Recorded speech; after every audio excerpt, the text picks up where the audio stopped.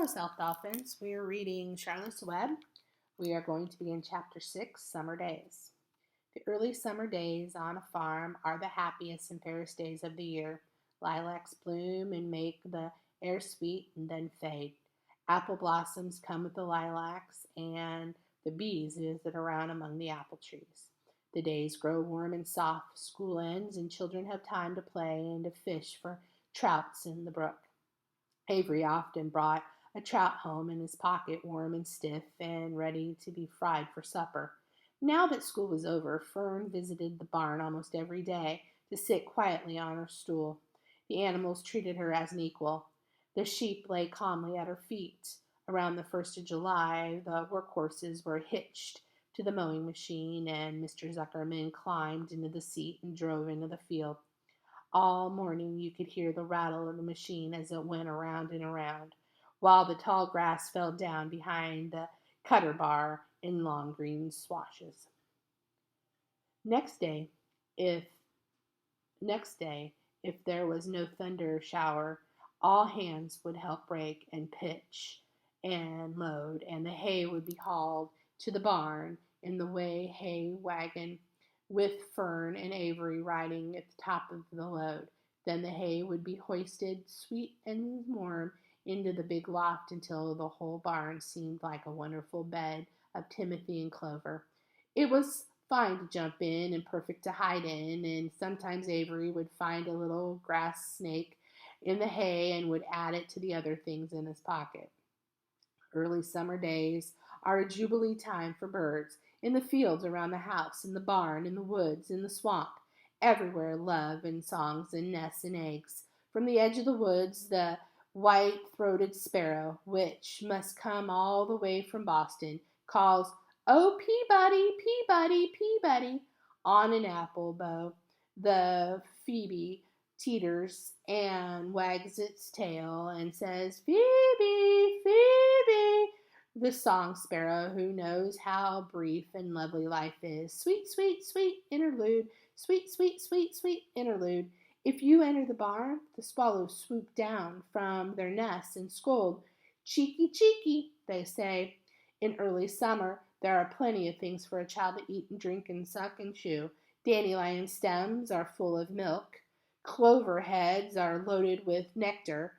The frigid air is full of ice-cold drinks. Everywhere you look is life, even the little ball of spit on the weed stalk. If you poke it apart, has a green worm inside. And on the underside of the leaf of the potato vine are the bright orange eggs of a potato bug. It was on a day in early summer that the goose eggs hatched. This was an important event in the barn cellar. Fern was there, sitting on her stool when it happened. Except for the goose herself, Charlotte was the first to know that the goslings had at last arrived. The goose knew a day in advance that they were coming. She could hear their weak voices calling from inside the egg. She knew that they were in a desperately cramped position inside the shell and were most anxious to break through and get out. So she sat still and talked less than usual.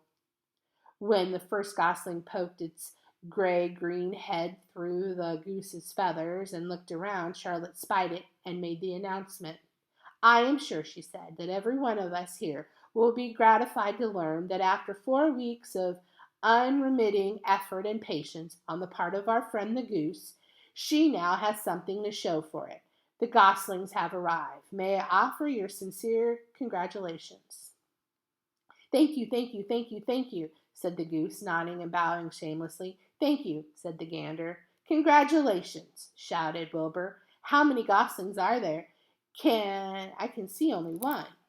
"There are 7," said the goose. "Fine," said Charlotte. "7 is a lucky number." "Luck had nothing to do with this," said the goose. "It was good management and hard work." At this point, Templeton showed his nose from his hiding place under Wilbur's trough. He glanced at Fern, then crept cautiously toward the goose, keeping close to the wall. Everyone watched him, for he was not well liked or trusted. "Look," he began in his sharp voice, "you say you have 7 goslings. There were 8 eggs. What happened to the other egg? Why didn't it hatch?" It was a dud, I guess, said the goose. What are you going to do with it? Continued Templeton, his little round beady eyes fixed on the goose. You can have it, replied the goose. Roll it away and add it to that nasty collection of yours. Templeton had a habit of picking up unusual objects around the farm and storing them in his home. He saved everything. Certainly, said the gander. You may have the egg.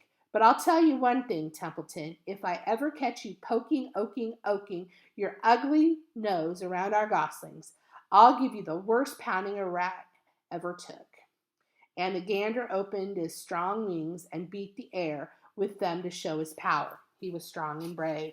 But the truth is, both Goose and the gander were worried about Templeton. And with good reason. The rat had no morals, no conscience, no scruples, no consideration, no decency, no milk of rodent kindness, no compunctions, no higher feelings, no friendliness, no anything. He would kill a gosling if he could get away with it. The goose knew that. Everybody knew that. And here's a picture. With her broad bill, the goose pushed the unhatched egg out of the nest, and the entire company watched in disgust while the rat rolled it away. Even Wilbur, who could eat almost anything, was appalled. Imagine wanting a junky old rotten egg, he muttered. A rat is a rat, said Charlotte. She laughed, a tinkling little laugh. But, my friends, if that ancient egg ever breaks, this barn will be untenable. What does that mean? Asked Wilbur. It means nobody will be able to live here on account of the smell. A rotten egg is a regular stink bomb. I won't break it, snarled Templeton. I know what I'm doing. I handle stuff like this all the time.